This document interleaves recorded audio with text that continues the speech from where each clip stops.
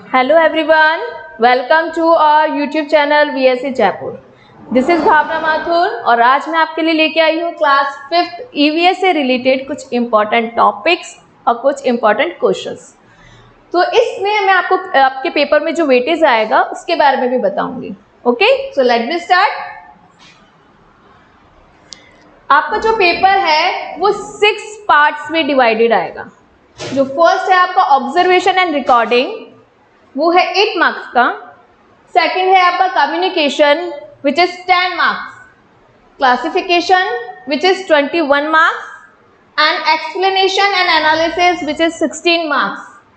Questioning से related कुछ questions आएंगे जो कि 5 मार्क्स के होंगे एंड एक्सपेरिमेंटिंग क्वेश्चंस आएंगे जो कि 20 मार्क्स के होंगे। तो यहाँ हम पूरा टोटल 80 मार्क्स का पेपर जो है उसको कवर करेंगे इस वीडियो में। ओके, नाउ जो हम सबसे पहले पार्ट ले रहे हैं वो है ऑब्जर्वेशन एंड रिकॉर्डिंग। तो यहाँ आपके जो क्वेश्चंस आएंगे वो आपको, जैसे फर्स्ट पिक्चर आपको यहाँ दिख ही रहा है कि लुकिंग द पिक्चर,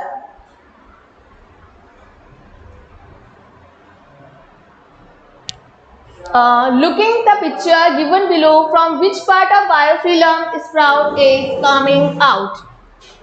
तो ये जो आपको लीफ दिख रही है बायोफिल्म की, तो ये पूछ रहा है कि यहाँ पर कौन, ये जो स्प्राउट्स हैं इसके, ये आपको जो दिख रहा है स्प्राउट्स, यहाँ पर जो स्प्राउट्स दिख रहे हैं, ठीक है, ये कहाँ से आ रहे हैं, कहाँ से कमिंग आउट हो रहे हैं। तो यहाँ आपका आंसर है लीफ, स्टेम, फ्रूट या रूट। तो आपको ऑलरेडी सीन है कि this is a leaf, so answer is a leaf. तो कुछ बच्चे होते हैं जो कि फिल नहीं करते हैं, टिक कर देते हैं, तो आपका ऐसा बिल्कुल नहीं करना है और यहाँ राइट करना है इसका आंसर ए। क्लियर? नाउ अब इससे ही रिलेटेड कुछ क्वेश्चंस हैं जो कि मैं आपको बताऊंगी।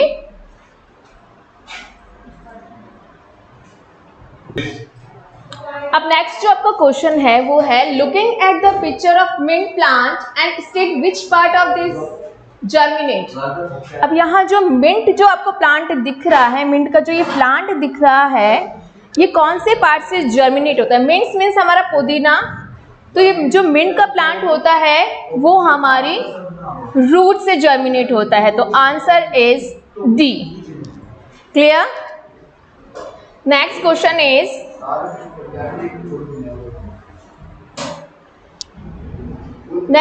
Looking at the below given picture and state which part of potato is germinate. So potato का जो प्लांट है वो कौन से पार्ट से जर्मिनेट होता है, लीफ, फ्रूट, स्टेम और रूट। सो इसका आंसर होगा B, stem. Okay, clear? Next, ये जो क्वेश्चन है सिमिलरली या तो आपके पार्ट्स ऑफ प्लांट आइडेंटिफाई करने के लिए आएंगे या फिर कुछ पिक्चर्स आपको यहाँ पर दे रखी है, कुछ हमारे साइंटिस्ट की है और कुछ एस्ट्रोनॉट है, कुछ एजुकेशनलिस्ट हैं जिनकी हमारे यहाँ पे पिक्चर्स आएंगी जो आपको आइडेंटिफाई करनी पड़ेगी। ठीक है, तो जो फर्स्ट पिक्चर है, observe the picture below and tell that of which scientist this picture is it. तो यहाँ आपको जो साइंटिस्ट दिख रहे हैं आपको उनका पिक्चर आइडेंटिफाई करना है। तो ये पिक्चर है हमारे विक्रम साराभाई, डॉक्टर विक्रम साराभाई। तो टिक करके आंसर आप राइट भी करेंगे। ओके, सो नेक्स्ट जो पिक्चर आपको यहाँ पर दिख रहा है, इनको भी अगर आप आइडेंटिफाई करके जाएंगे तो आपको प्रॉब्लम नहीं होगा। हमारे यहाँ पे जो पिक्चर है ये है ग्रेगर जॉन मेंडल और डॉक्टर हरगोविंद खुराना।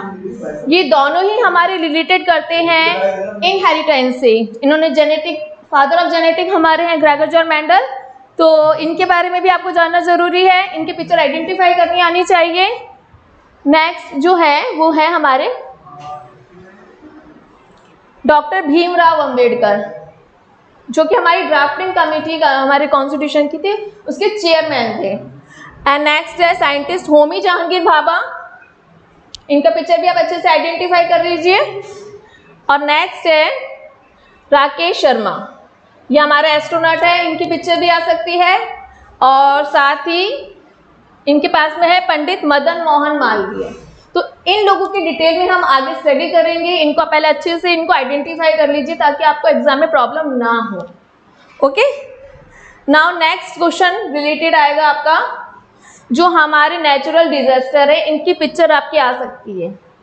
ठीक है, तो seeing the picture given below, this picture is of, आपको आइडेंटिफाई करना पड़ेगा कि ये पिक्चर किसका है।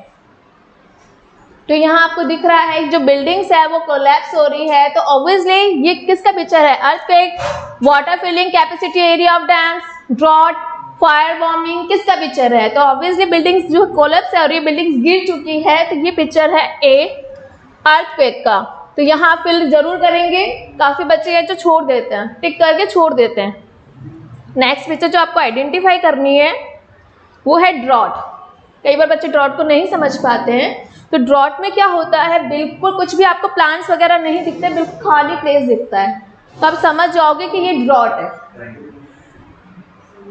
नेक्स्ट जो आप देखोगे फ्लोटिंग एरिया, जो आपको दिख रहा है बहुत सारा वाटर जो है, वाटर से फिल है एरिया, तो ये पिक्चर है बेटा फ्लोट का। एंड नेक्स्ट जो पिक्चर आपको दिख रहा है फायर बॉम्बिंग, जो कि कई बार हो जाता है, कई बार जो इलेक्ट्रिक सर्किट हो जाते हैं वो कई बार टूट जाते हैं, उसकी वजह से हो जाता है। कहीं हम लोगों की हम लोग जो कई बार गैस वगैरह जो हमारी खुली छूट जाती है उसकी वजह से भी हमारी फायर बॉम्बिंग हो जाती है और आग लग जाती है, जो हमारे सिलेंडर्स वगैरह जो है ब्रेक हो जाते हैं। ओके, तो ये वाला क्वेश्चन आपको अच्छे से रिवाइज करना है। नेक्स्ट स्लाइड इज,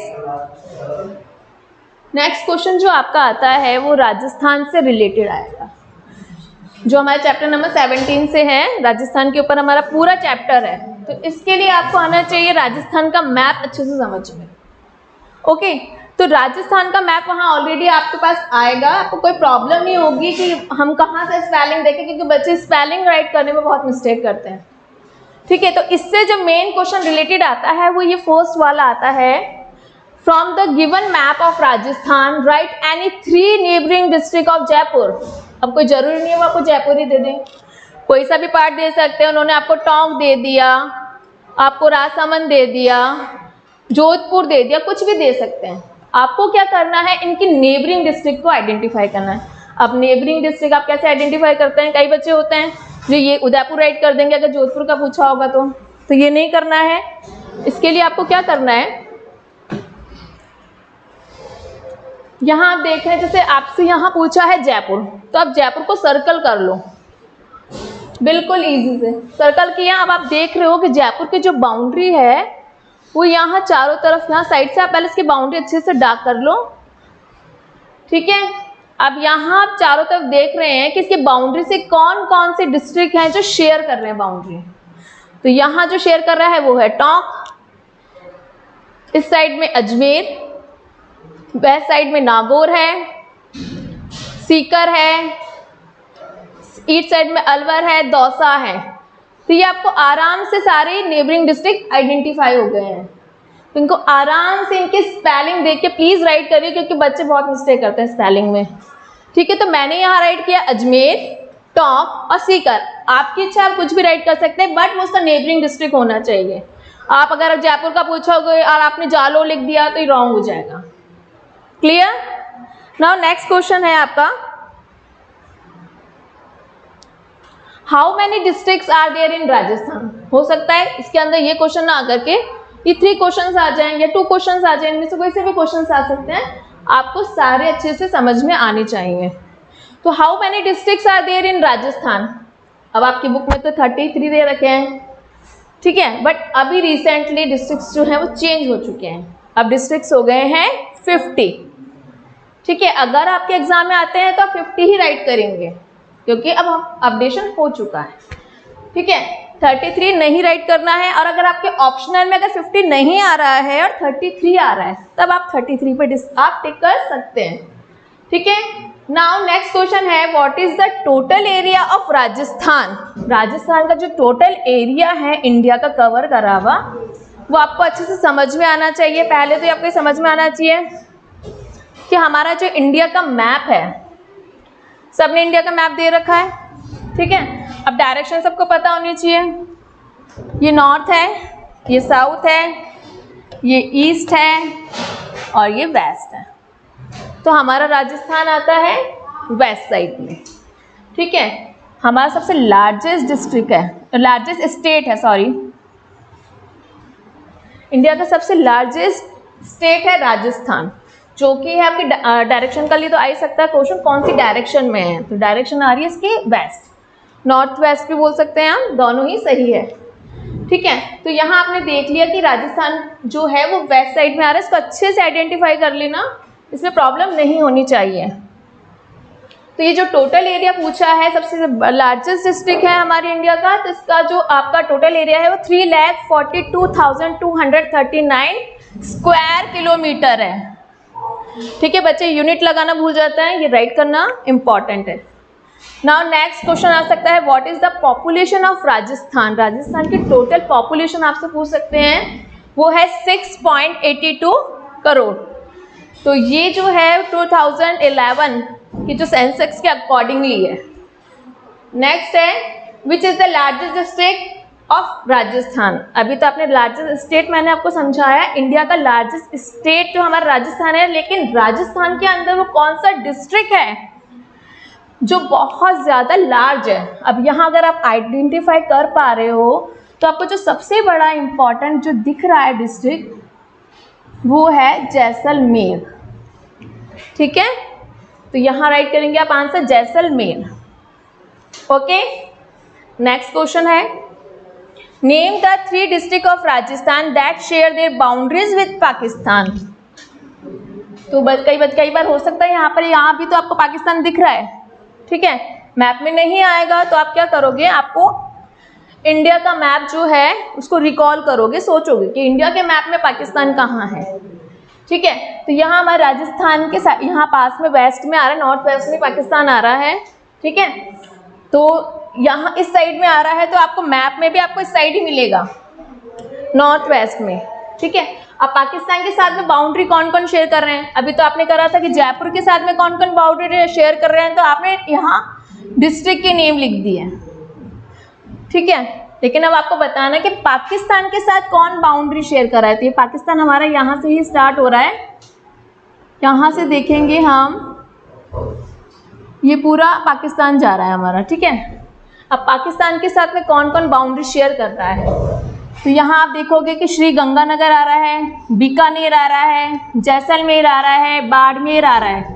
तो इनमें से अब कोई से भी 3, 2 जितने इसने पूछे हैं उतने आप आंसर में राइट करेंगे। ठीक है, तो यहाँ 3 पूछे हैं, तो यहाँ लिखा है जैसलमेर, बीकानेर और बाड़मेर।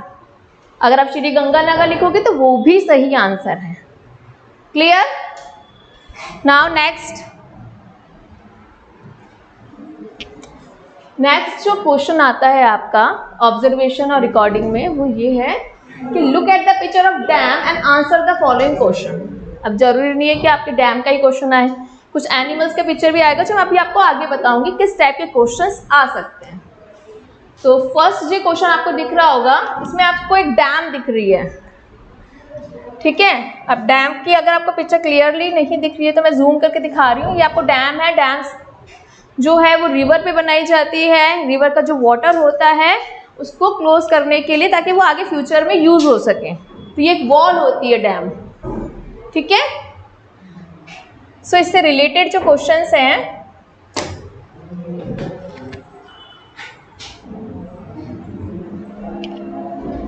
फर्स्ट क्वेश्चन आपका जो आ रहा है,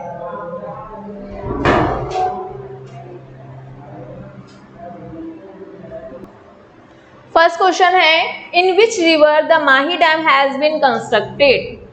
तो ये आपको श्योर हो गया है कि ये जो डैम का पिक्चर है वो माही डैम का है, और ये आपसे पूछ रहा है कि इन विच रिवर, कौन सी रिवर पर माही डैम कंस्ट्रक्टेड है, कहाँ पर बनी हुई है, कौन सी रिवर पे बनी हुई है। तो आंसर क्वेश्चन में ही है, आंसर इज माही रिवर। मैं यहाँ इसलिए बता रही हूँ क्योंकि बच्चे स्पेलिंग में बहुत मिस्टेक करते हैं, तो ये आपको अच्छे से समझना होगा।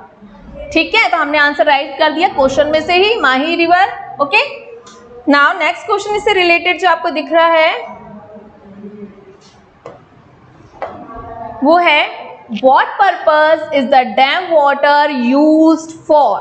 अब जो डैम का जो वाटर है वो क्यों यूज होता है, जैसे कि मैंने आपको बताया है कि जो रिवर पे जो डैम होती है वो क्यों बनाई जाती है, रिवर के पानी को स्टोर करने के लिए एक जगह, तो आपके फ्यूचर में यूज हो सकता है। वो यूज क्या है वो आपको बताना है।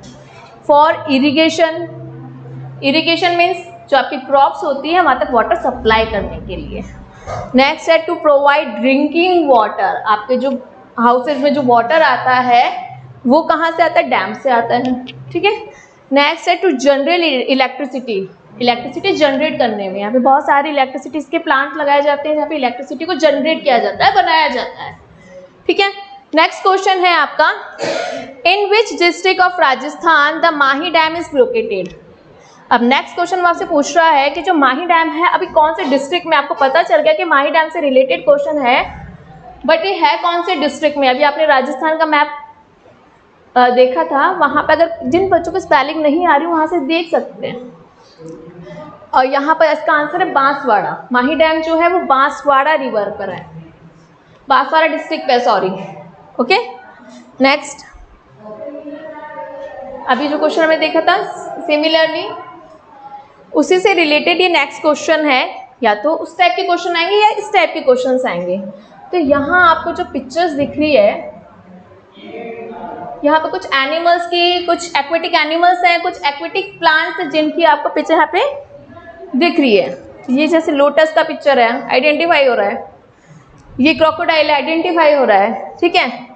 अब बात आती है बच्चे क्या है टर्टल में और टॉर्टॉइज में, इनमें कंफ्यूज होते हैं कि टॉर्टॉइज और टर्टल आ गया तो फिर क्वेश्चन, अगर आपने आंसर में राइट कर दिया टर्टल को टॉर्टॉइज, टॉर्टॉइज को टर्टल, तो आंसर रॉन्ग हो जाएगा। तो इसके आइडेंटिफाई करने के लिए आपको एक सिंपल सी चीज़ याद रखनी है कि इसका जो आपने शैल देख रहे हैं ये डॉम शेप्ड है, ठीक है।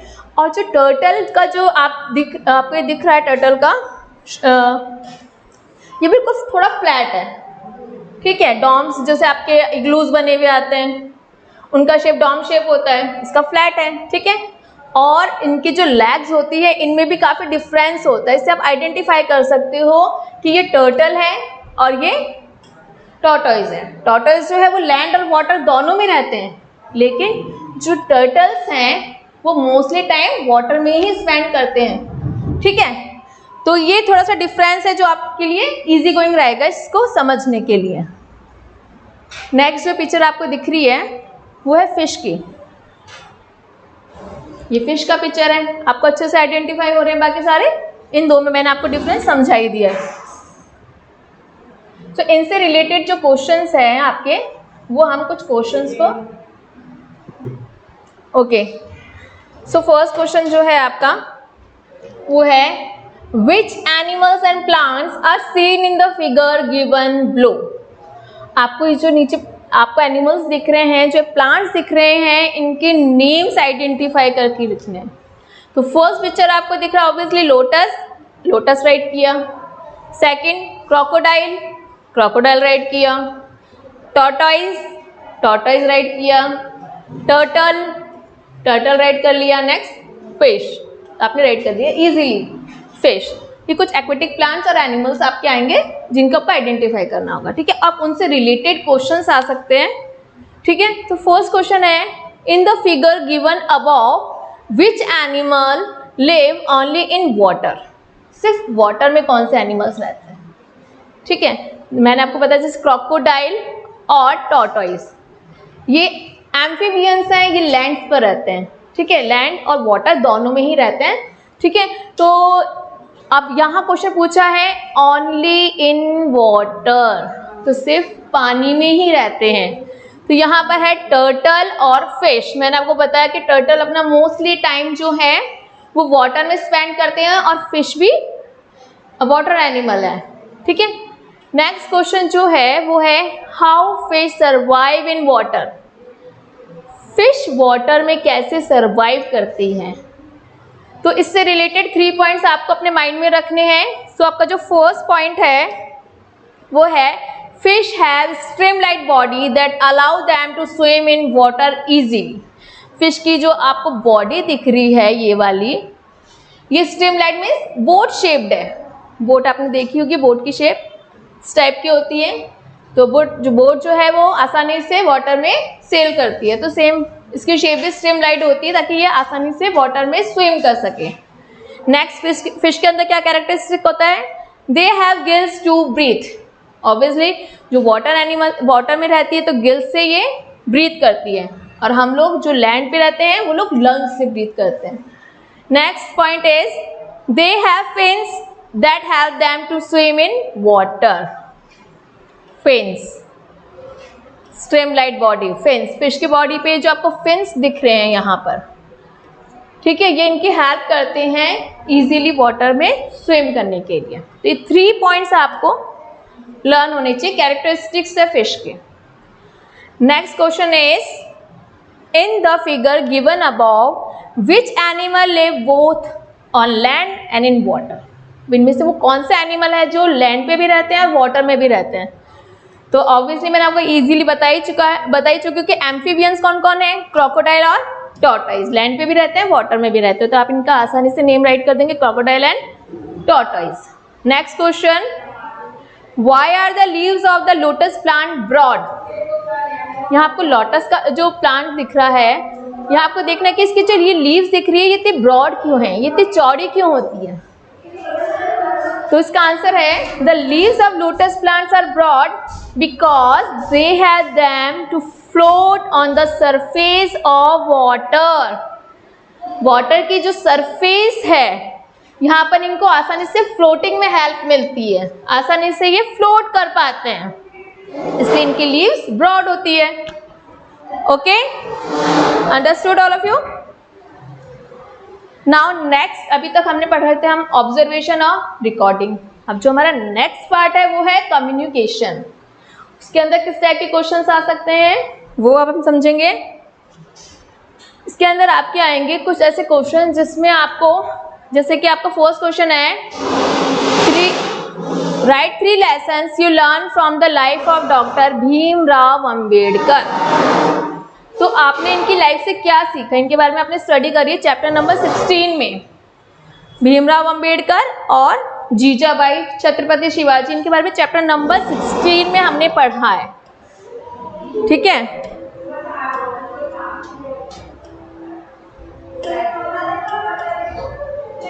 चैप्टर नंबर 16 में पढ़ा है, तो अब आपको किसी के ऊपर भी आ सकता है, चाहे वो पंडित मदन मोहन मालवीय हो, चाहे जीजाबाई हो, चाहे विक्रम साराभाई हो, भीमराव अंबेडकर हो, किसी के बारे में भी कुछ 3 लेसन्स आपने इनसे क्या लर्न किए हैं इनकी लाइफ से, वो आपको यहाँ पे राइट करने पड़ेंगे। हो सकता है 2 पॉइंट्स आए, 3 पॉइंट्स आए, तो आप कम से कम 4 पॉइंट्स से यहाँ लर्न करिए, ठीक है, तो आपको इजीली याद रहेगा। ओके, सो आपका जो फर्स्ट क्वेश्चन है भीमराव अंबेडकर की लाइफ से आपको क्या लेसन आपने सीखा, तो वो हम पढ़ेंगे। इसका आंसर है, तो द लाइफ ऑफ, हमेशा जब भी हम आंसर राइट कर रहे हैं तो ऑब्वियसली आप अच्छे से प्रॉपरली आंसर राइट करोगे। कुछ बच्चे होते हैं डायरेक्ट पॉइंट्स राइट कर लेते हैं। अगर आपको अच्छे से अपने क्वेश्चन का आंसर दिखाना है तो यहाँ पर अच्छे से आपको क्वेश्चन में से ही आंसर राइट करना पड़ेगा, ठीक है। तो क्वेश्चन में से हम आंसर कैसे राइट करेंगे, the life of doctor Bhimrao Ambedkar teaches us. First point में राइट करें, to fight against injustice happening around us. तो डॉक्टर भीमराव अंबेडकर ने हमें सिखाया है कि हमें जो इनजस्टिस होता है, अन्याय होता है, उसके प्रति लड़ना आना चाहिए, उसके अगेंस्ट हमें फाइट करनी आनी चाहिए, ठीक है। नेक्स्ट है to be hard working. Next, to face all challenges in our life with dignity. अपनी लाइफ में जितनी भी चैलेंजेस हैं उनको डिग्निटी से हमें आगे उनको फेस करना चाहिए, ठीक है, डरना नहीं चाहिए। नेक्स्ट है to contribute to the progress of the country. अपनी कंट्री की जो भी प्रोग्रेस आपको लगता है कि हमसे जितना भी हो सकता है उतनी इस प्रोग्रेस में अपना कंट्रीब्यूट देना चाहिए, okay. And next question is,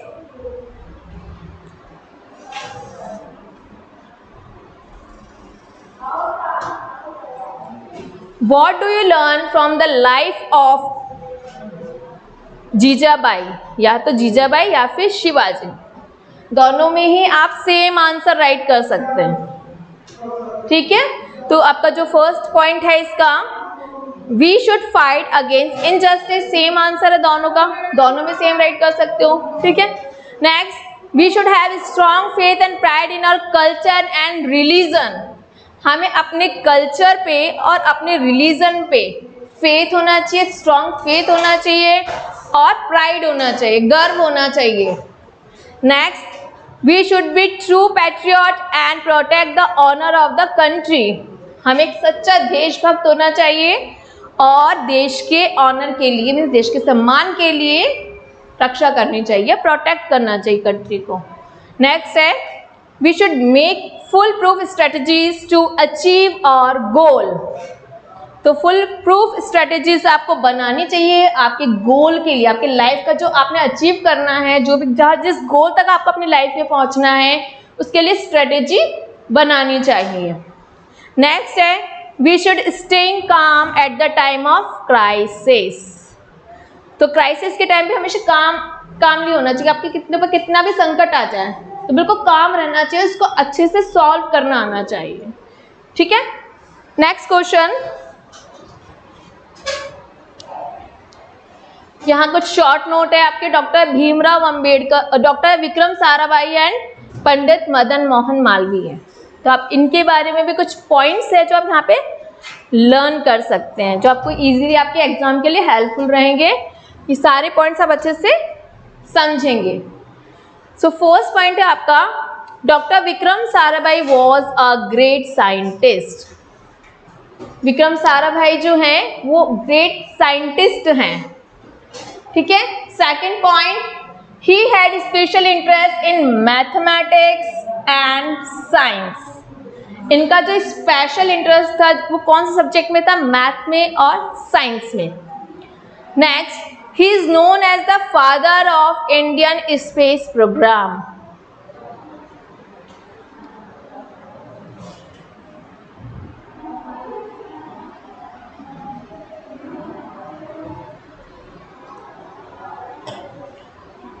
तो ये क्वेश्चन आ सकता है आपके वन वर्ड में भी आ सकता है, who was known as the father of Indian space programme. तो आप आंसर राइट करेंगे डॉक्टर विक्रम साराभाई। नेक्स्ट है, he is remembered for establishing cable television in India. अब आजकल आप जो अलग अलग तरह के जो चैनल्स देख रहे हैं वो सारे चैनल्स केबल टेलीविजन को इन्होंने ही इंट्रोड्यूस कराया है इंडिया में। नेक्स्ट है, he established satellite instructional television experiment। इन्होंने साइट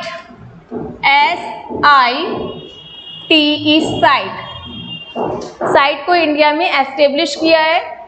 तो इसका फुल फॉर्म है satellite instructional television experiment.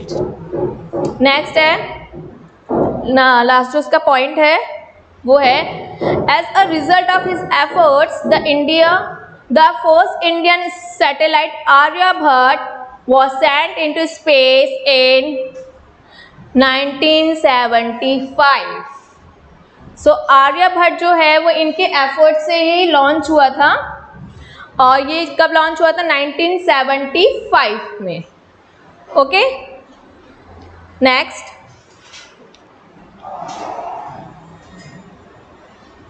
Next short note है पंडित मदन मोहन मालवीय।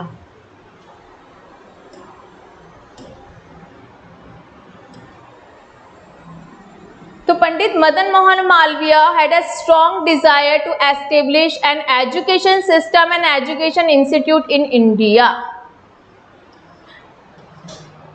मीन्स इनका ये मानना था कि अगर हम लोगों ने नेशनलिज्म को हमारी एजुकेशन से नहीं जोड़ा ना तो हम लोग कौन रह जाए, हम लोग ब्रिटिश के स्लेव्स रह जाएंगे, उनके नौकर बन के ही रह जाएंगे।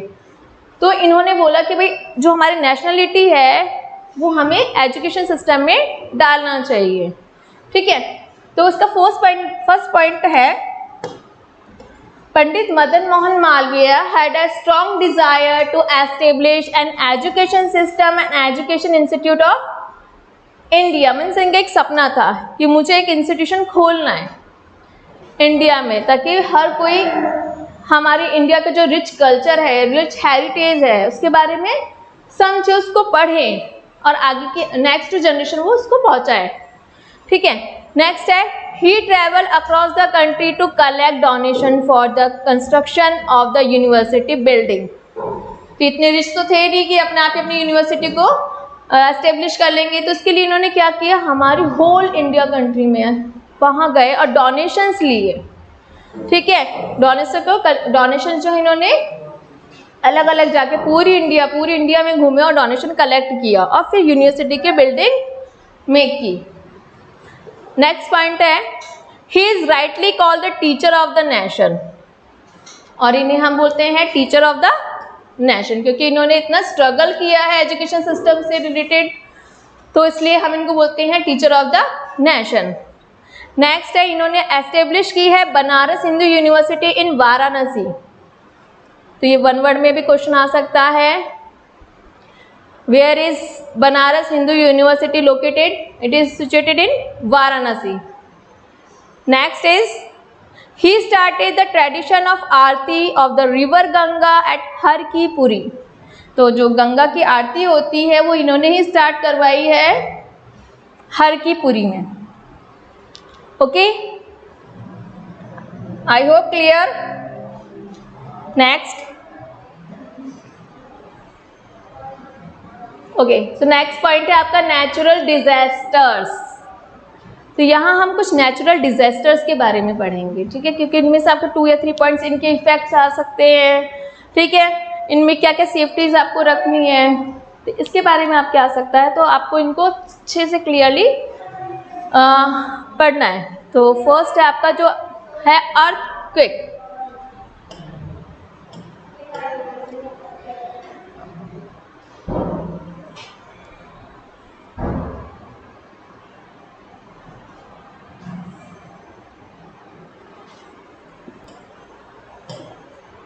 फर्स्ट हम पढ़ रहे हैं अर्थक्वेक के बारे में। तो यहाँ आपको जो पिक्चर दिख रहा है, बिल्डिंग्स कोलैप्स हो रही है, तो आप उसको इजीली आइडेंटिफाई कर पा रहे होंगे। तो सबसे पहले आपको ये समझना है कि डिजास्टर होता क्या है। आपको ये तो पता है कि अर्थक्वेक एक डिजास्टर है, नेचुरल डिजास्टर है, लेकिन होते क्या हैं डिजास्टर्स? तो डिजास्टर एक तरह के इवेंट्स होते हैं, ठीक है, जो कुछ लॉसेस हमारे करते हैं, कुछ टेरिबल मुसीबतें हमारे लिए लेकर के आते हैं, ठीक है। तो फर्स्ट आपकी जो लाइन है आपको यहाँ पे दिख रही होगी, disaster is an event that bring terrible losses. तो क्वेश्चन आ सकता है व्हाट इज डिजास्टर, या वन वर्ड में आ सकता है, टिक द करेक्ट ऑप्शन में आ सकता है। तो disaster is an event that bring terrible losses. तो इसके बारे में आपको अच्छे से समझना है। अर्थक्वेक के बारे में, तो अर्थक्वेक होता क्या है? हम लोगों ने अभी रिसेंटली हम लोगों ने इसको फील किया है, क्योंकि 21 मार्च को ये अभी अर्थक्वेक आया है, तो आई होप आप लोगों में से काफ़ी लोगों ने इसको फील किया होगा, कईयों ने नहीं भी किया होगा। तो a sudden violent shaking of the earth surface is called earthquake, means suddenly होने लग जाता है, ठीक है, प्री इंडिकेट नहीं होता है आपको, ये सडनली होता है। तो a sudden violent shaking of the earth surface is called earthquake, suddenly shaking होने लग जाती है अर्थ, ठीक है। तो the intensity of an earthquake is measured on a Richter scale. Earthquake का जो इंटेंसिटी है वो रिएक्टर स्केल से आप मेजर करते हैं, कितना इंटेंसिटी से अर्थक्वेक आया है। अगर 5 से कम है, लेस देन 5 है इसकी इंटेंसिटी, तो आपको सिर्फ ओनली वाइब्रेशन फील होगा।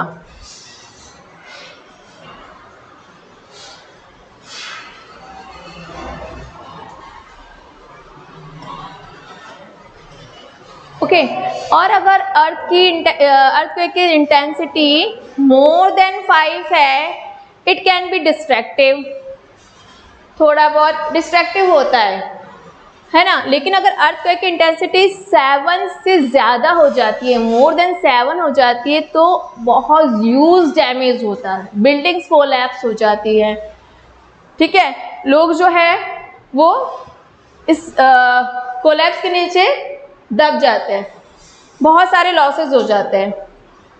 तो ये 7 इंटेंसिटी पे बहुत ज़्यादा लॉस होता है, 5 पे ओनली हम वाइब्रेशन फील करते हैं, और अगर मोर देन 5 होता है तो थोड़ी बहुत क्रैक्स आ सकते हैं, लेकिन 7 से ज़्यादा होते ही आपकी जो बिल्डिंग्स है वो गिर जाती है। तो ये कुछ पॉइंट्स है जो आपको अच्छे से समझने हैं अर्थक्वेक के बारे में।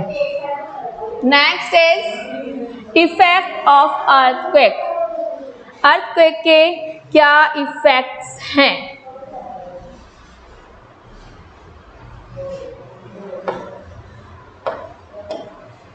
इफेक्ट्स। तो मैंने जैसे आपको फर्स्ट ही बताया था, बिल्डिंग्स कोलैप्स हो जाती है, मीन्स बिल्डिंग्स जो है वो गिर जाती है, इसकी इफेक्ट है।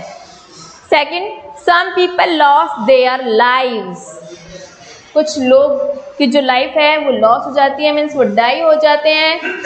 नेक्स्ट है, पुअर पीपल बिकम होमलेस, गरीब लोग होते हैं क्योंकि उनको वो तो वैसे ही बहुत मेहनत से अपने हाउस बनाते हैं, तो उनकी इतनी कैपेसिटी नहीं होती कि घर कोलैप्स होने के बाद में वो दोबारा से उसको बना लें, ठीक है, तो वो होमलेस हो जाते हैं।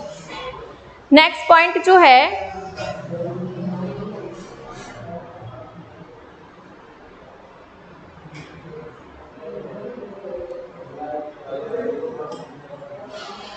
Cracks in the walls of houses, आपके जो हाउसेस होते हैं उनके वॉल्स पर क्रैक्स आ जाते हैं, मीन्स दरारें आने लग जाती हैं। People loss their life stocks, जो लोग एनिमल्स रखते हैं वो उनकी जो लाइफ स्टॉक्स होते हैं, जो आपके कैटल्स होते हैं, ये सब क्या होता है, हमारे लाइफ स्टॉक्स होते हैं, ये लॉस हो जाते हैं, फिर वो आपको मिल नहीं पाते, इतने बड़े टेरिबल लॉसेस में कुछ नहीं मिल पाता है ना। नेक्स्ट है सेफ्टी, अगर आपके यहाँ पर कुछ ऐसा मेजर डिजास्टर आता है तो उस टाइम आपको क्या सेफ्टी रखनी है उसके बारे में अब आप समझोगे।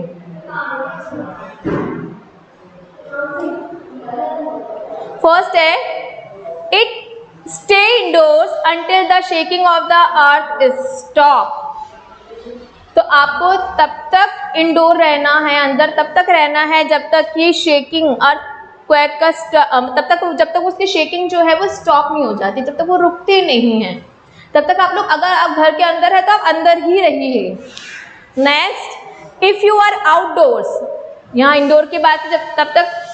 नेक्स्ट है, if you are outdoors move away from buildings, अगर आप घर से बाहर हैं, कहीं आउटडोर है, तो आपको क्या करना है, आपको जो लॉन्ग बिल्डिंग्स होती है वहां से दूर हो जाना है, ट्री से दूर हो जाना है, पावर लाइन से दूर हो जाना है, ठीक है। और कहाँ जाना है, open grounds. So if you are outdoor move away from buildings, trees and power lines and reach an open ground and lay down. Next point है third, if you are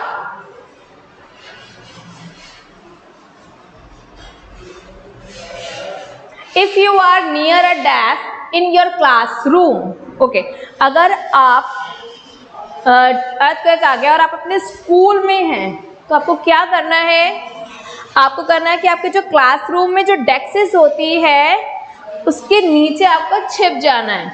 so if you are near a desk in your classroom hide under the desk, आपको desk के नीचे छुप जाना है, ठीक है, कब तक, जब तक कि शेकिंग स्टॉप नहीं हो रही है। Okay, I hope it's clear. Next disaster है आपका फ्लड। ओके, सो फ्लड में क्या होता है, बहुत सारा वाटर लॉगिंग होने लग जाता है, सब जगह पानी पानी फिल पूरा स्पेस। तो इसका क्या होता है, what is flood? So during flood, large areas of dry land get submerged in water. तो जितना भी dry land होता है, अगर किसी जगह पर flood आया है तो जो dry land होता है वो पानी के अंदर submerged में डूब जाता है। नेक्स्ट, अब इसके क्या रीजंस हैं, फ्लोड्स के आने के क्या रीजंस हैं? अच्छा, कुछ ऐसे जो हमारे डिजास्टर है, कुछ तो हमारे प्री इंडिकेट होते हैं, ठीक है, जो हमारे मेट्रोलॉजिकल डिपार्टमेंट है हमें पहले से इंडिकेट कर देता है, जैसे फ्लड हमारे को पहले से पता चल जाता है, लेकिन अर्थक्वेक हमें सडनली होता है, हमें पता नहीं चलता है, ठीक है। तो फ्लड आने की आपको जो इन्फॉर्मेशन है वो मेट्रोलॉजिकल डिपार्टमेंट दे देता है पहले से, क्योंकि फ्लड आने वाला है, इस एरिया को खाली कर दीजिए, पहले से बता दिया जाता है। तो कुछ डिजास्टर ऐसे होते हैं जो कि प्रिडिक्टेबल होते हैं, कुछ ऐसे होते हैं जो कि सडनली आते हैं। चलिए, तो नाउ अब हम बात करेंगे इसके रीजंस की, कि फ्लड्स क्यों आते हैं, कि क्या रीजंस हैं। Floods are caused when there are heavy rains. Floods तब आते हैं जबकि बहुत ज़्यादा रेन आ रही है, रुक नहीं रही है, कंटिन्यूसली रेन आई जा रही है, तो वो एरिया क्या हो जाता है, फ्लोट हो जाता है, वहाँ पे बाढ़ आने लग जाती है। नेक्स्ट है breaks of dam releasing large amount of water and cause floats. कई बार क्या होता है, जो डैम्स होती है वो टूट जाती है, उसकी वजह से भी क्या होता है, आपका फ्लोट आ जाता है। तो ये कुछ कॉजेज है, कुछ रीजंस है फ्लोट आने की, ठीक है। Next is effect of floats. अब फ्लोट आ गया तो उस एरिया में क्या इफेक्ट होंगे, तो जैसा कि आपने अभी देखा था अर्थक्वेक में, सेम कुछ उससे मिलते जुलते ही सेम हो जाते हैं इनके effects. So people loss their life and property, तो सेम अर्थक्वेक में भी सेम होता है, पीपल अपनी लाइफ को लॉस कर देते हैं और अपनी प्रॉपर्टी को लॉस कर देते हैं। Second, people loss their life stocks, same. Poor people become homeless, crops are destroy, crop destroy हो जाती है। वाटर रिसोर्सेज बिकम कंटेमिनेटेड, क्योंकि जो फ्लोट का जो पानी होता है उसके अंदर बहुत सारी मड, जर्म्स वगैरह जो है वो क्लीन फ्रेश वाटर में मिल जाते हैं, इससे आपका जो वाटर है वो कंटेमिनेटेड हो जाता है और वो काफ़ी ज़्यादा डिजीज आपको हो सकती है अगर आपने उस वाटर को ड्रिंक कर लिया तो, ठीक है। नेक्स्ट है पॉइंट जो आपका वो है reduce the impact of floods. कम कैसे कर सकते हैं हम फ्लोट्स के इम्पैक्ट को, कि उस जगह पे फ्लोट ना आए, तो उसके लिए क्या करना है आपको, मोर एंड मोर ट्रीज को ग्रो करना है, तो more trees should be planted. And next, drainage system should be good. आपके घर में जो ड्रेनेज सिस्टम होता है, आपके एरिया में जो ड्रेनेज सिस्टम होता है वो बिल्कुल प्रॉपरली होना चाहिए, ताकि जो वाटर है वो आसानी से उसमें से निकल जाए। अब नेक्स्ट जो आपका टॉपिक है वो है flood safety. Flood safety, flood आ गया तो आपको क्या सेफ्टी रखनी है, तो इनमें से यही पॉइंट्स आएंगे। कुछ इफेक्ट्स आ सकते हैं आपके, कुछ रीजंस आ सकते हैं, ठीक है। रिड्यूस कैसे कर सकते हैं हम फ्लोट के इम्पैक्ट को, जो सारा तो नहीं आएगा लेकिन इनमें से कुछ पॉइंट्स हैं जो आ सकते हैं, ठीक है। नाउ सेफ्टी आपको क्या रखनी है फ्लोट में। सो फर्स्ट पॉइंट है आपका, we should leave the low lying area immediately. जो लो लेइंग एरिया, जो लोअर ग्राउंड्स होते हैं उनको आपको इमीडिएटली छोड़ देना चाहिए और हायर ग्राउंड की तरफ जाना चाहिए। ऊंच, जैसे आपके अगर हम लोग जैसे मल्टी स्टोरी बिल्डिंग्स में रहते हैं तो जो आपका जो ग्राउंड फ्लोर होता है उसको छोड़ देना चाहिए और जो ऊपर वाले फ्लोर से वहां पर आ जाना चाहिए।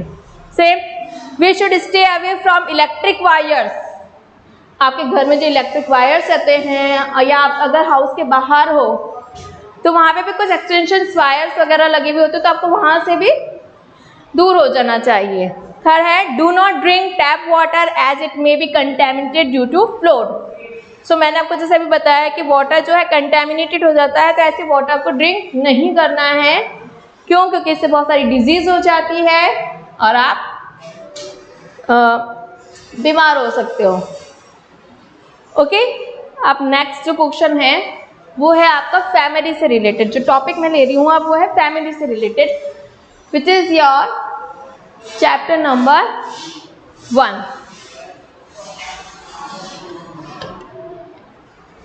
ठीक है, तो यहाँ पर आपके क्वेश्चन आ सकता है डिफरेंस करने के लिए, क्योंकि आपको पता है कि जो आपकी फैमिलीज है 2 टाइप्स की होती है। एक तो होती है जॉइंट फैमिली,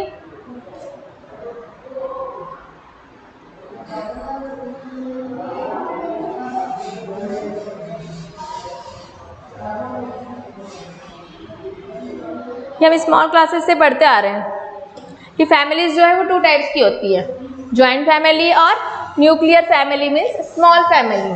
ठीक है, तो इनमें आपके डिफरेंसेस आ जाते हैं, वो बहुत इजी होते हैं बट बच्चे कई बार नहीं कर पाते हैं। तो फर्स्ट है, in joint family grand parents, parents, uncle aunt and children live together. ठीक है, जो आपकी जॉइंट फैमिली होती है उसमें mother, father, grand parents, uncle aunt, cousin सब लोग एक साथ रहते हैं। लेकिन न्यूक्लियर फैमिली में कौन रहता है? Only parents and children. Okay, तो वो न्यूक्लियर फैमिली होती है। नेक्स्ट है कि joint family is also called big family. Joint family को आप बिग फैमिली भी कह सकते हैं, और nuclear family is also called small family. इस सेकंड आपका डिफरेंस हो गया है। थर्ड पॉइंट है there are more than 5 members in joint family.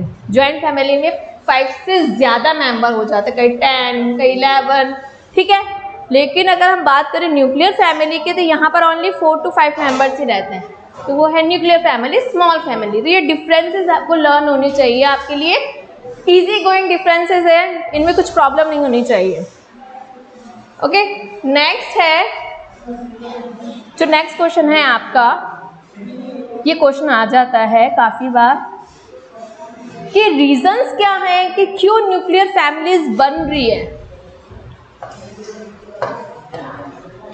ये रीजंस आपको पता होने चाहिए न्यूक्लियर फैमिलीज के फॉर्मेशन की। तो फर्स्ट पॉइंट जो आप हम इसमें समझेंगे वो है for higher education for children. जो बच्चे होते हैं, क्योंकि कई बार क्या होता है जॉइंट फैमिली में आप लोग रहते हो, ठीक है, लेकिन कई बार ऐसा होता है कुछ कॉलेजेस वगैरह, कुछ अच्छी हायर एजुकेशन लेने के लिए कुछ कॉलेजेस नहीं मिल पाते हैं, तो पेरेंट्स क्या करते हैं अपने बच्चों को शिफ्ट कर देते हैं, ठीक है, और कई बार खुद भी चले जाते हैं। तो फॉर हायर एजुकेशन वो क्या करते हैं अपनी फैमिली से अलग हो जाते हैं। फॉर बेटर लाइवलीहुड, कुछ लोग क्या करते हैं अच्छी ज़िंदगी जीने के लिए, अच्छी लाइफ जीने के लिए अपनी फैमिली से अलग हो जाते हैं। कई बार क्या होता है शॉर्टेज ऑफ स्पेस, भाई बिग फैमिली हो गई, बहुत बड़ी फैमिली हो गई और घर हो गया स्मॉल, छोटा, 2 रूम्स है, कैसे रहेंगे, तो स्पेस की शॉर्टेज हो गई है, तो फिर लोग क्या करते हैं अपना सेपरेट हो जाते हैं। नेक्स्ट है difference in the habit and behaviour of family members. Family members की जो हैबिट्स होती है, उनका जो बिहेवियर होता है वो एक दूसरे से मैच नहीं कर पाता है, इसकी वजह से वो लोग क्या करते हैं सेपरेट हो जाते हैं।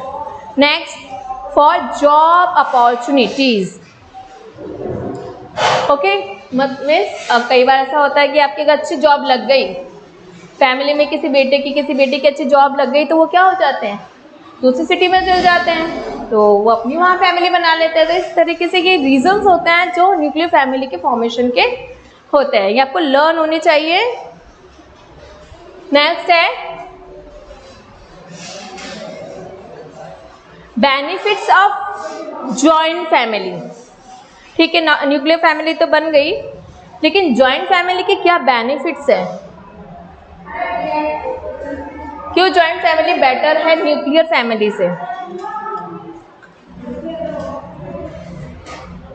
First is in a joint family children learn to share and care. तो ये आपने मोस्टली देखा होगा कि जो बच्चे एक न्यूक्लियर फैमिली में रहते हैं और एक जॉइंट फैमिली में रहते हैं, उनके बिहेवियर में चेंजेस होते हैं, ठीक है। न्यूक्लियर फैमिली के बच्चे कई बार होता है शेयर नहीं करते हैं, नहीं हम नहीं शेयर करेंगे, है ना, तो लेकिन जो फैमिली में रहते हैं वो लोग शेयर करते हैं, अपने कजिन से शेयर करते हैं, है ना, अपने सिबलिंग से शेयर करते हैं। लेकिन न्यूक्लियर फैमिली में ऐसे नहीं होता, बच्चे शेयर करने से डरते नहीं शेयर करेंगे हम, ठीक है। केयर, एक दूसरे की केयर करना, अपने ग्रैंड पेरेंट्स से केयर करना, सबके केयर करना सीखते हैं। All the members help one another with the house hold work. जो घर का हमारा वर्क होता है उसमें भी लोग क्या करते हैं एक दूसरे की हेल्प करते हैं, क्योंकि बिग फैमिली होती है तो ऑब्वियसली हाउस होल्ड वर्क भी बहुत ज़्यादा होता है, तो लोग एक दूसरे की हेल्प करके सारा काम आसानी से कर लेते हैं। Next third point is children learn moral values, सबसे इम्पॉर्टेंट होता है मोरल वैल्यूज और एटिकेट मैनर्स आपके अंदर होने चाहिए, ठीक है। तो चिल्ड्रन क्या करते हैं मोरल वैल्यू लर्न करते हैं हम लोग जॉइंट फैमिली में रहते हैं। तो next joint family teaches us the power of unity, कि यूनिटी का क्या पावर है, अगर एक साथ रहोगे तो आपको कोई अटैक नहीं कर पाएगा, आपको कोई अलग नहीं कर पाएगा, है ना, तो एक यूनिटी होती है जॉइंट फैमिली में। नेक्स्ट है we never feel alone in joint family, आप कभी भी अलोन, कभी अकेला महसूस नहीं करोगे अगर आप जॉइंट फैमिली में रहोगे, ठीक है। तो ये हमारे बेनिफिट्स है जॉइंट फैमिली में रहने के लिए। तो इनमें से या तो आपके डिफरेंसेस आएंगे, न्यूक्लियर फैमिली का फॉर्मेशन आएगा, ठीक है, और बेनिफिट्स ऑफ जॉइंट फैमिली आएंगे। तो ये कुछ टॉपिक्स है इस चैप्टर से रिलेटेड। नेक्स्ट जो आपका पार्ट है वो है क्लासिफिकेशन। क्लासिफिकेशन में क्वेश्चंस जो आते हैं आपके, कुछ टेबल्स वाले क्वेश्चंस आते हैं जो आपको इजीली करने हैं। बहुत इजी क्वेश्चंस है, इसमें कुछ भी डरने की बात नहीं है, क्योंकि बच्चे कई बार क्या करते हैं, क्वेश्चन समझ नहीं पाते हैं और बस करते जाते हैं, आंसर समझ में नहीं आ रहा होता है। तो कुछ नहीं करना है, ये बहुत ईजी होते हैं। चलिए, आपका जो फर्स्ट क्वेश्चन है वो है, in one polythene bag there are pieces of paper, coin, key, grass, straw. Means एक पॉलिथीन बैग के अंदर क्या क्या है, पेपर के पीसेज हैं, कॉइन है, की है, ग्रास, स्ट्रॉ है। ठीक है, अब आप उनको क्लासिफाई करना है टेबल प्लेट ए और प्लेट बी में। तो प्लेट ए पे क्या लिख रहा है, फ्लोट ऑन वाटर और sink in water. Means float वो कौन सी चीज़ें हैं जो पानी के अंदर डूब जाती है, कौन सी चीज़ें हैं जो पानी के ऊपर तैरती है। बहुत इजी सा क्वेश्चन है। तो आप लोग बच्चे क्या करते हो, आप लोग इसमें बहुत सिंपल सी ट्रिक है जो आपको फॉलो करनी है। जैसे कि आपको क्या करना है, थिंग्स के नेम पे अंडरलाइन कर लो। सबसे पहले आप लोग क्या करते हो, अंडरलाइन नहीं करते हो, पहले अंडरलाइन कर लो। ये हमने इसको 4 थिंग्स को क्लासीफाई करना है। ठीक है, तो सबसे पहले जो है पीस ऑफ पेपर। अब ये याद रखो कि जो लाइट वेटेड है वो फ्लोट करेंगे और जो हैवी है वो सिंक हो जाएंगे। तो pieces of paper obviously light weighted होते हैं, तो आप यहां लिख दोगे पीसेस ऑफ पेपर।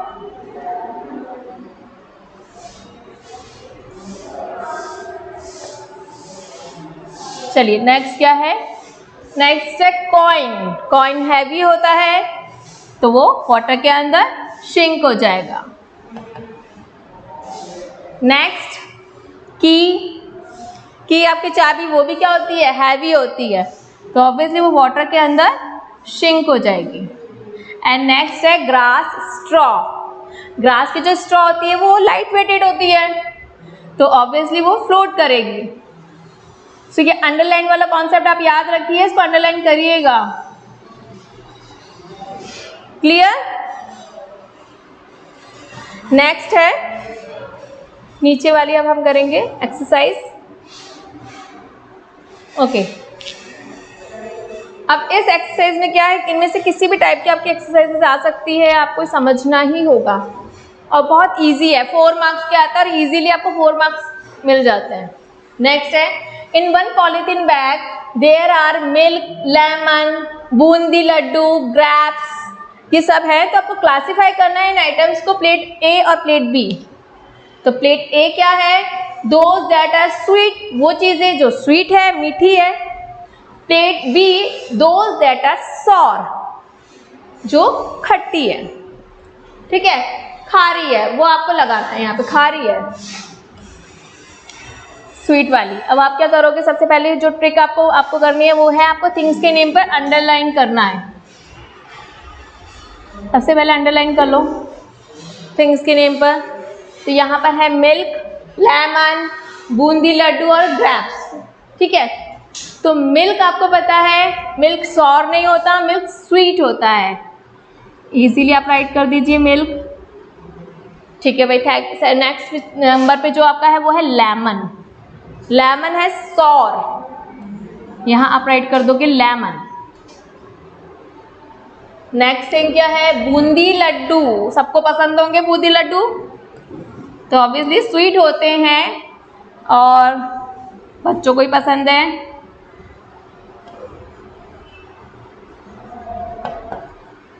भीम भी लड्डू खाता है। नेक्स्ट है ग्रेप्स। तो ग्रेप्स होते हैं हमारे सॉर। ओके, तो ये इजीली क्लासिफिकेशन हो जाएगा और आपके 4 मार्क्स इजीली बन जाएंगे। नेक्स्ट है आपका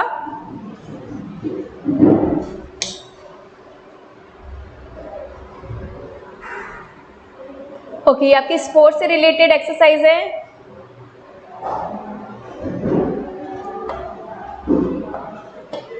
from chapter number 5। Identify the following famous sports person with their related sports in the brackets and write the name of the correct player in front of each game. Means sports यहाँ दे रखा है, sports persons यहाँ दे रखे हैं, तो ये नहीं है कि यहाँ आपको स्पोर्ट्स नेम लिखने हैं या आपको स्पोर्ट्स पर्सन की नेम लिखने हैं, ये नहीं करना है। आपको क्या करना है कि जिस स्पोर्ट्स का नेम आप लिखोगे उससे रिलेटेड स्पोर्ट पर्सन का नेम आप यहाँ राइट करोगे, ठीक है। तो फर्स्ट है आर्चरी, हम पहले सारे स्पोर्ट्स के नेम राइट कर लेते हैं, ठीक है।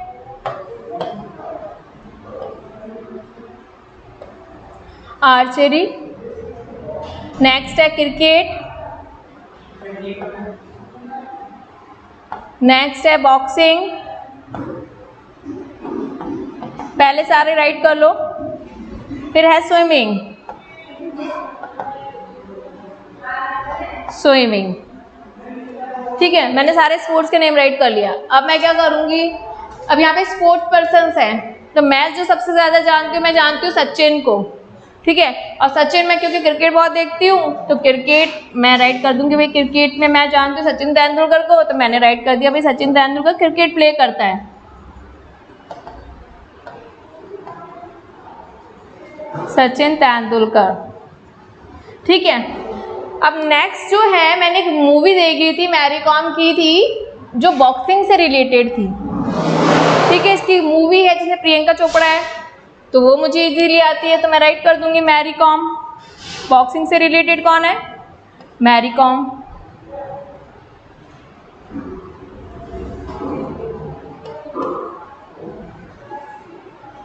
ठीक है।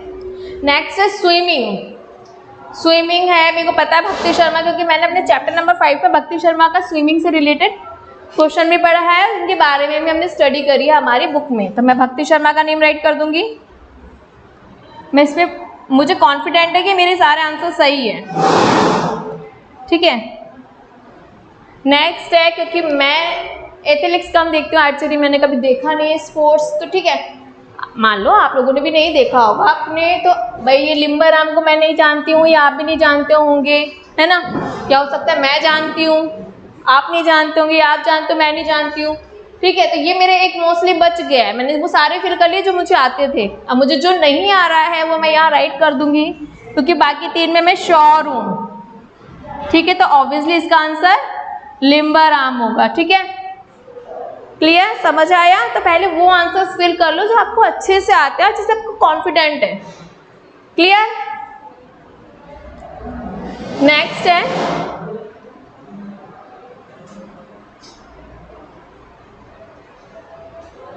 आपकी जो नेक्स्ट एक्सरसाइज है ना, वो है in a polythene bag salt sugar oil wax are capped. एक पॉलिथीन के अंदर सॉल्ट है, शुगर है, ऑयल है, वैक्स है, तो आपको उनको क्लासीफाई करना है सेम। अब प्लेट ए में क्या है, things that are dissolve in water and things that does not dissolve in water. Means जो पानी में घुल जाती है, डिजॉल्व हो जाती है, एंड दैट डज नॉट, ठीक है। तो अब वो ऑब्वियसली हमको सिंपल सी ट्रिक अपनानी है, फिर से थिंग्स के नेम पे अंडरलाइन कर लेना है। अंडरलाइन कर लिया कि हमें इन थिंग्स को क्लासीफाई करना है। फर्स्ट है सॉल्ट, तो सॉल्ट जो है ऑब्वियसली वो वाटर में डिजॉल्व हो जाता है, घुल जाता है। हमारे रेगुलर हम ये काम करते ही हैं, हम लोग नींबू पानी बनाते हैं तो सॉल्ट डालते हैं, शुगर डालते हैं, डिजॉल्व हो जाती है वाटर के अंदर, तो यहाँ मैं राइट कर दूंगी सॉल्ट, ठीक है। नेक्स्ट है शुगर, शुगर भी वाटर में डिजॉल्व हो जाती है, मैंने राइट कर दिया शुगर। नेक्स्ट थिंग है ऑयल, तो ऑयल वाटर में डिजॉल्व नहीं होती। अगर आप ऑयल वाटर के अंदर डालोगे तो उसकी छोटी छोटी सी बूंदें वाटर के ऊपर आ जाएगी, तो डिजॉल्व नहीं हुआ, ये दिखता है आपको ऑयल वाटर के अंदर, तो ऑयल। और वैक्स, वैक्स भी वाटर में डिजॉल्व नहीं होती है, तो इजीली आपने 4 मार्क्स गेन कर लिए, ठीक है।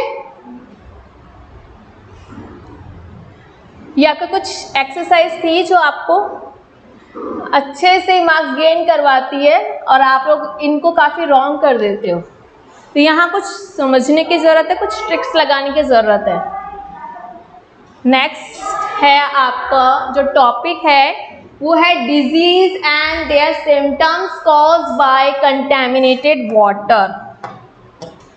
ठीक है, कंटेमिनेटेड वाटर मीन्स जो वाटर गंदा होता है, जिसके अंदर बहुत सारे जर्म्स होते हैं जो कि आपकी बॉडी के लिए अच्छे नहीं होते हैं, तो कंटेमिनेटेड होता है वो पानी, गंदा पानी होता है, जिससे आपकी बहुत सारी डिजीज हो जाती है।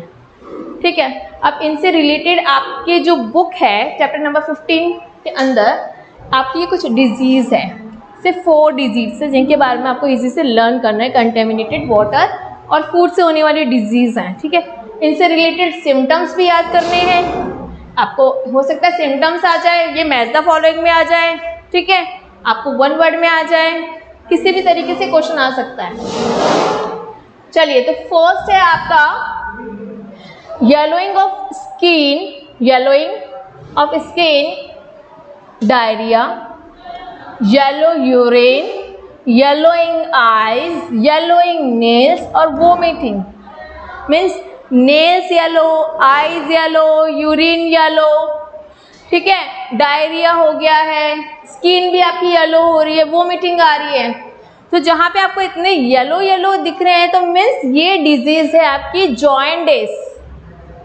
ठीक है, तो जॉइंटिस के अंदर बच्चे इजीली समझ जाते हैं क्योंकि इसमें सब चीज़ें आपकी nails yellow, eyes yellow, body yellow हो जाती है, वोमिटिंग होती है, डायरिया हो जाता है। ठीक है, तो ये डिजीज है आपकी जॉइंटिस। नेक्स्ट डिजीज है आपकी डायरिया। अब डायरिया का क्या सिम्टम्स होता है भाई? डायरिया का जो सबसे इजीली सिम्टम्स आपको लर्न कर सकते हो वो आप यही कर सकते हो कि loose water stool more than 4 to 5 motions in a day. Means एक दिन में 4 to 5 मोशंस आपके हो जाते हैं। ठीक है, आपकी जो टंग है, लिप्स है, वो ड्राई हो जाती है। ठीक है, और जो रिड्यूस हो जाती है आपकी फ्रिक्वेंसी ऑफ यूरिनेशन, कम होने लग जाता है आपका यूरिन। ठीक है, तो ये हो जाता है डायरिया। डायरिया में 4 to 5 मोशन सबसे इजीली सिम्टम्स है जो आप आइडेंटिफाई कर पाते हैं। नेक्स्ट है worm infection. Worm infection means कई बार होता है आप लोगों को कि स्टमक एच हो रहा है, स्टमक ऐक हो रहा है, तो उसके लिए क्या होता है, ये आपको क्या होता है, वॉर्म है आपके स्टमक में। ठीक है, तो इसमें जो होता है वो सबसे पहले होता है कि रिड्यूस एपेटाइट, मीन्स आपको भूख बहुत कम लगती है। Next, yellowing of the face,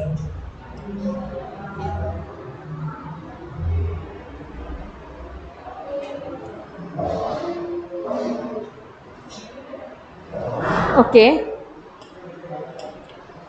yellowing of the face, pain in stomach और फीवर। आपके पेन होने लग जाता है स्टमक में, फीवर आता है और आपका जो वेट है, वेट आपका लॉस होने लग जाता है। ठीक है, आपका वेट गिरता जाता है कंटिन्यूसली, तो आपके मीन्स वॉर्म इन्फेक्शन है, मीन्स आपके पेट पे कीड़े हैं। नेक्स्ट है पोलियो। पोलियो का जो है सबसे इजी जो है वो है पैरालिसिस। आपको याद रखना है, पैरालिसिस हो जाता है आपको पोलियो में। तो जहाँ भी आपको ये दिख रहा है मैच द फॉलोइंग में, तो आप इजीली मैच कर सकते हैं।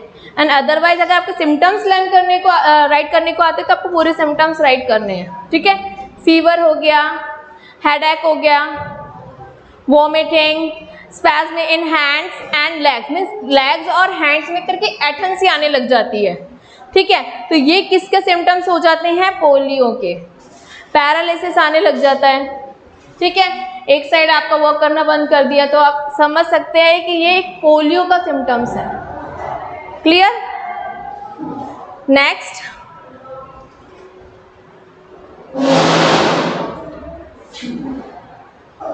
यहाँ पर जो टॉपिक है वो है disease transmitted by bite of mosquitoes.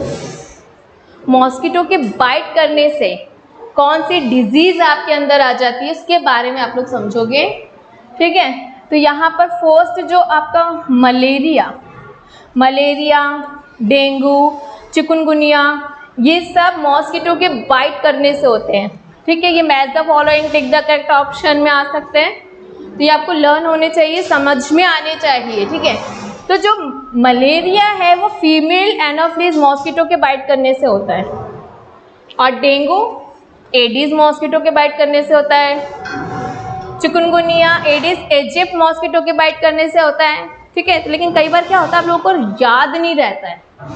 कि कहाँ लिखे फीमेल एनाफ्लीज, कहाँ लिखे एडिस मॉस्किटो, किसको बाइट करने से कौन सी डिजीज हो गई, तो कंफ्यूजन रहता है आप बच्चों को, है ना। तो कुछ नहीं करना है, इजी से ट्रिक लगानी है भाई। अब ये मलेरिया जो है ना, इसको अलग कर दो। मैंने इसको माला और रिया बना दिया भाई। माला और रिया जो है गर्ल्स के नेम होते हैं, फीमेल होते हैं। कौन होती है? फीमेल। इजी है। अब भाई फीमेल को फीमेल मॉस्किटो ने ही बाइट कर लिया, क्योंकि आपको ये तो लाना है फीमेल एनाफ्लीज, ठीक है। लेकिन इसके बाइट करने से डिजीज कौन सी हो गई, तो याद रखो मलेरिया को हमने आधा कर दिया, हाफ कर दो माला और रिया। मलेरिया और दोनों ही कौन है, माला और रिया, फीमेल है। तो फीमेल मॉस्किटो को बाइट करने से क्या हो गया, मलेरिया हो गया, फीमेल एनाफ्लीज के बाइट करने से, ठीक है। ये तो आपको इजी से लर्न हो गया, ठीक है। इसका कॉन्सेप्ट क्लियर हो गया। नेक्स्ट है डेंगू।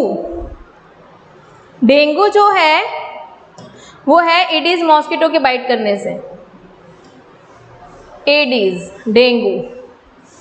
और ये याद रखना है एडिस मॉस्किटो, क्योंकि डेंगू जो है आपके फ्रेश वाटर के अंदर जो नीचे वाटर जो जमा हो जाता है, फ्रेश एकदम मतलब साफ पानी, इसके अंदर ये डेंगू डिजीज होती है, डेंगू। अब डेंगू क्या है, थोड़ा सा भाई गंदे पानी में तो हो नहीं रहा है, ये क्लीन वाटर में थोड़ा सा एड़ा है, याद रखो, एड़ा है, याद रखोगे। डेंगू एड़ा है, तो डेंगू जो है वो एडिस मॉस्किटो के बाइट करने से हो रहा है। समझ में आ गया। सिर्फ ये 3 ही आपको याद रखने हैं। तो पहला वाला आपको इसीलिए लर्न हो गया, माला और रिया फीमेल है, तो वो फीमेल मॉस्किटो के बाइट करने से हो गया। डेंगू थोड़ा सा एड़ा है, याद रखो, तो एडिस मॉस्किटो के बाइट करने से हो गया, ठीक है। लास्ट है चिकुनगुनिया। चिकुनगुनिया जो है एडिस यहाँ पर था, लेकिन यहाँ पे इजिप्ट हो गया। चिकुनगुनिया एडिस इजिप्ट मॉस्किटो के बाइट करने से होता है, ठीक है। तो इन दोनों में कंफ्यूज नहीं होना, सिर्फ इसमें एडिस ही याद रखना। Clear? Okay, now next. Okay, next जो है आपकी, जैसे वो आपके मैच द फॉलोइंग में आ सकते हैं, तो ये भी आपके मैच द फॉलोइंग्स में आ सकते हैं, ठीक है। या आपको नेम राइट करने को आ सकते हैं, स्टेप वाइज के, और वो उनकी लोकेशन आपको राइट करने को आ सकती है, ये भी क्वेश्चन आ सकता है। या ऑर्गेनिजम्स, और वो किस वे से अपना फूड गेन करते हैं, अपना फूड कैसे लेते हैं, कौन सा वे है, कौन सा तरीका है जिससे वो फूड लेते हैं, तो ये भी आपके 2 नंबर्स के आते हैं, या 4 नंबर्स के, या तो अगर मैच द फॉलोइंग आएंगे तो 4 नंबर्स के आ सकते हैं, ठीक है। राइट करने के लिए आ गए तो कोई दो आपके स्टेप वाइज के नेम आ गए, है ना, ये 2 ऑर्गेनिजम्स के नेम आ गए हैं, और इनके वे ऑफ गेटिंग फूड आपको बताना है, ठीक है। तो 4 स्टेप जो हम करेंगे वो हम स्टेप वाइज के names.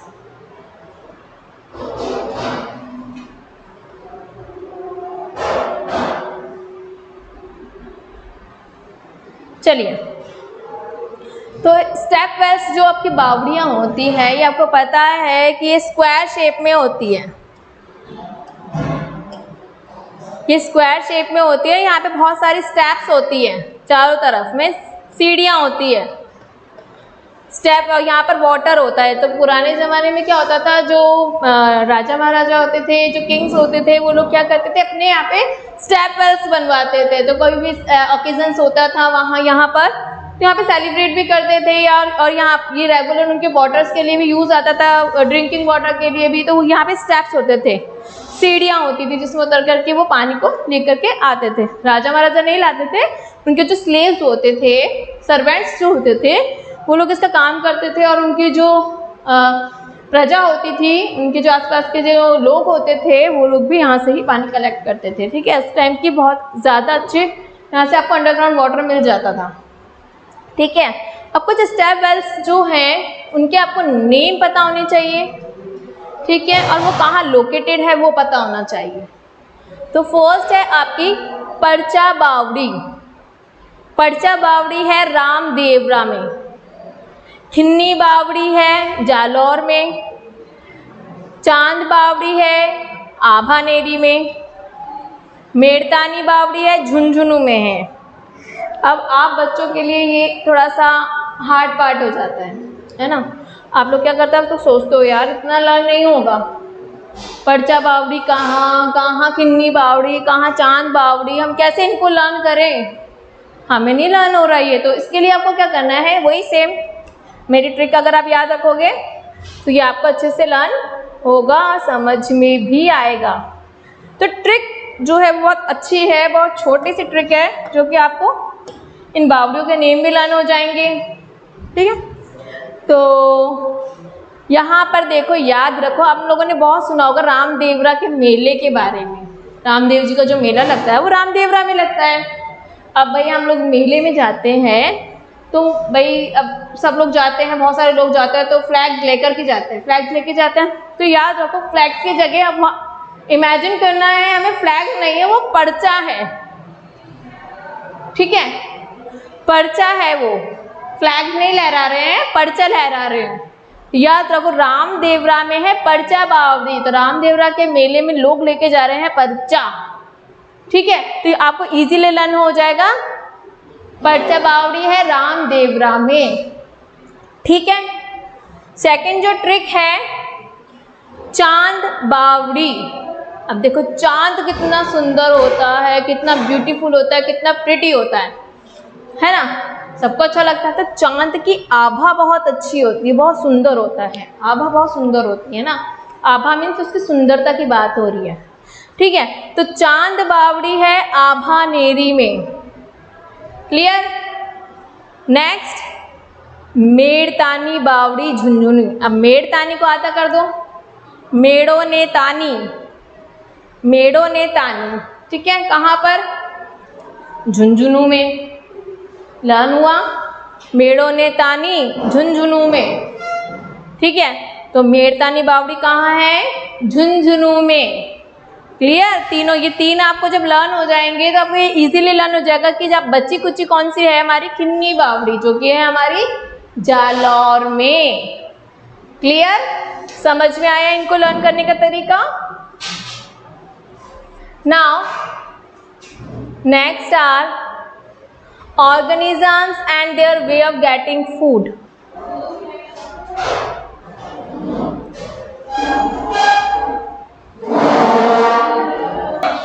Okay, in last topic organisms and their way of getting food. तो कुछ organisms है और वो किस तरीके से अपना फूड गेन करता है, ठीक है। तो फर्स्ट है आपका बर्ड। बर्ड जो है वो पिकिंग के थ्रू अपना फूड लेती है, फिश स्वलोइंग के थ्रू अपना वाटर लेती है, अपना फूड गेन करती है, बटरफ्लाई बाय सकिंग, नेक्टर सक करती है ये, एंड मॉस्किटो बाय बाइटिंग। अभी हमने मॉस्किटोज के बारे में इतना पढ़ा है कि मॉस्किटो को बाइट करने से कौन कौन सी डिजीज होती है, तो ऑब्वियसली मॉस्किटो बाइट करने से अपना फूड लेते हैं, वो हमारा ब्लड सक करते हैं। ओके, सो आज का वीडियो हम यही आप क्लोज करते हैं, फिनिश करते हैं। अब हम मिलेंगे अपना नेक्स्ट वीडियो में। अगर आपको ये वीडियो समझ में आया है, पसंद आया है, तो प्लीज़ लाइक शेयर और सब्सक्राइब जरूर करें। Thank you very much.